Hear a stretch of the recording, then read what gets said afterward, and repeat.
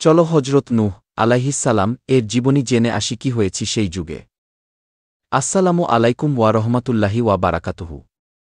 ভাই ও বোনেরা, Islamic video পেতে দয়া করে চ্যানেলটি সাবস্ক্রাইব করে পাশে থাকা বেল আইকনটি অন করে দিন। রহমতে ছিল এক যুগ যখন মানুষ সত্যকে ভুলে গিয়েছিল। বেদনার অন্ধকারে পড়ে তারা মূর্তি পূজার দিকে পা বাড়িয়েছিল। শয়তান ছিল ধোঁকার খেলোয়াড়, সে মনুষ্যজাতিকে সেদিকে টেনেছিল। তখন আল্লাহ একজন নবী পাঠালেন যার নাম ছিল নূহ, পবিত্র ও নির্ভুল। হজরত নূহ আলাইহিসসালাম ছিলেন এক ধৈর্যবান নবী, করুণার দরিয়া। তিনি একাধারে নবী, দায়, নেতা, একজন শ্রেষ্ঠ পিতা ছিলেন হৃদয় ভরিয়া। তিনি ডাক দিতেন আল্লাহর পথে, বলতেন, তোমরা এক রবকে মানো। মূর্তি গড়া পাথর নয়, তোমরা এক আল্লাহর সামনে সিজদায় মাথা হানো।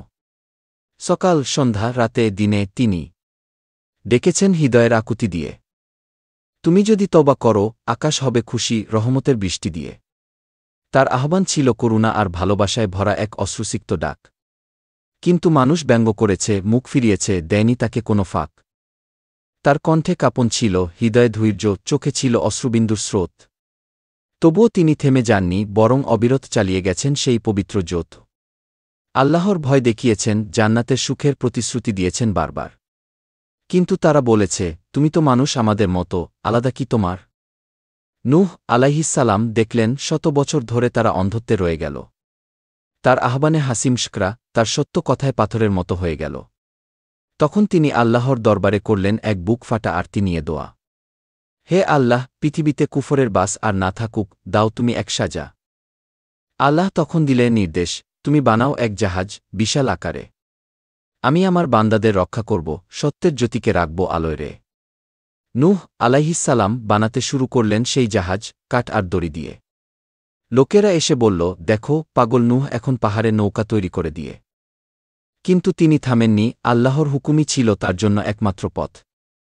তিনি বলতেন, আজ তোমরা হাসছ, কাল তোমরা কাঁদবে, এই পরিণতির রথ। দিন গড়াল, জাহাজ প্রস্তুত হল, হজরত নূহ ডাকলেন, এসো মুমিনরা এসো। আল্লাহর আদেশে এই জাহাজ হবে তোমার বাঁচার উপায়, এসো এসো। তখন তিনি এক এক করে উঠালেন প্রাণীদের জোড়া করে জাহাজের পাটে। পাখি, পশু, গরু, হরিণ সব জোড়ায় জোড়ায় উঠল এক আল্লাহর আদেশে। যারা ঈমান এনেছিল তারা উঠল, কিন্তু তার নিজের ছেলে উঠল না। পিতা বলল, ও আমার সন্তান, এসো, ডুবে যেও না, হৃদয়টা কাঁদে তবু থামানা। ছেলে বলল, আমি পাহাড়ে উঠব, তাতে আমি রক্ষা পাব আজ। নূহ আলাইহিসসালাম কাঁদলেন, আজ কাউকে রক্ষা করবে না পাহাড়ের মাঝ। অতঃপর আকাশ খুলে গেল, মেঘ গর্জন করে, জল ঝরাতে লাগল, ধারা জমিন ফাটিয়ে বের হল পানি, চারপাশে রইল না আর কারো সাহারা। সেই জাহাজ ভেসে গেল পানির উপরে, বাঁচালো যারা ছিল ঈমানের পথে।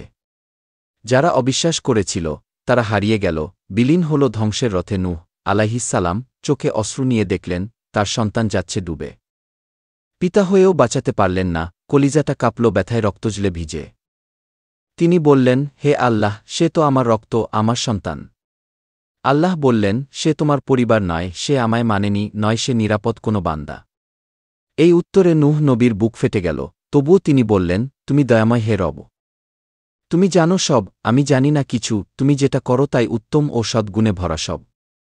পানি নামল, ভূমি আবার দৃশ্যমান হল, আকাশ শান্ত হয়ে এল আবার। জাহাজ থামল যদি পাহাড়ে, আল্লাহর রহমতে শুরু হল নতুন আদর্শের যাত্রা। নূহ আলাইহিসসালাম আল্লাহকে সেজদা দিলেন, কৃতজ্ঞতায় ঝরল তার চোখ। তার ধৈর্য, ত্যাগ, দাওয়াত সব রয়ে গেল ইতিহাসের এক অমর আলোকে লুক। তিনি শিখিয়ে গেছেন, সত্যের পথে হাঁটলে বাধা আসবে, কিন্তু থেমো না কখনো। সন্তান হারিয়ে কাঁদলেও তুমি ভরসা রাখো এক আল্লাহর উপরে, হার মানো না চিরকাল। তো তিনি একজন পিতা ছিলেন, নবী ছিলেন, দায় ছিলেন, একজন মুসলিমের মডেল। তার জীবন থেকে শিখো কিভাবে সত্যকে আঁকড়ে ধরতে হয় শত বাধার র্যাডেল। যদি তুমি আজও মনে করো তোমার কথা কেউ শোনে না, সম্মান দেয় না কেউ, তাহলে নূহ নবীর দিকে তাকাও। তিনি 1000 বছর ডাকলেন, তবু ছিলেন চিরসেও।